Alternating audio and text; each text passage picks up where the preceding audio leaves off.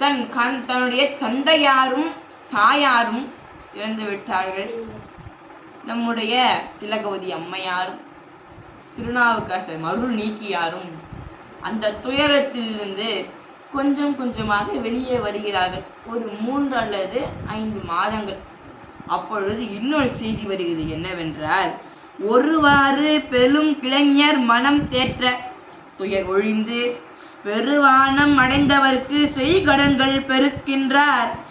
மறுவார் மேல் மணவர்க்கா மலை போம் கழிப்பகையார் ஒருவாரும் போர்க்களத்தில் உயிர் கொடுத்து புகழ் கொண்டார்.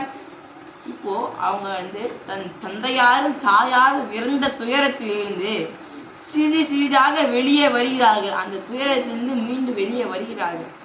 வெளியே வரும் பொழுது மீண்டும் துயரமாக வருகிறது. என்னவென்றால், போருக்காக சென்ற கலிப்பகையார் போர்க்களத்தில் உயிர் கொடுத்து புகழ் கொண்டார். அதாவது வீரமரணம் அடைந்து விட்டார் என்ற செய்தி வருகிறது. இந்த செய்தியை தெரிஞ்சவுடனே நம் திலகவதி அம்மையாரும் மருள் நீக்கியாரும் என்ன செஞ்சுறாங்க? திலகவதி அம்மை யோசிக்கிறாங்க. எந்தையும் எம் அன்னையும் அவருக்கு என்னை கொடுக்க இசைந்தார்கள்.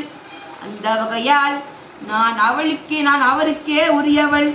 என் உயிரை அவர் உயிரோடு இசைவிப்பேன் என துணிய வந்தவத்தம் அடியினை மேல் மருள் நீக்கியார் விழுந்தார். திலகவதி அம்மை யோசிக்கிறாங்க. என்ன யோசிக்கிறாங்க? என்னுடைய தந்தையாரும் என்னுடைய தாயாரும் என்னை கலிப்பகையாருக்கு கொடுத்து இசைந்தார்கள், நிச்சயம் பண்ணிட்டாங்க. அந்த வகையால் நான் அவருக்கே உரியவள். அப்பயே முடிவு பண்ணிட்டாங்க.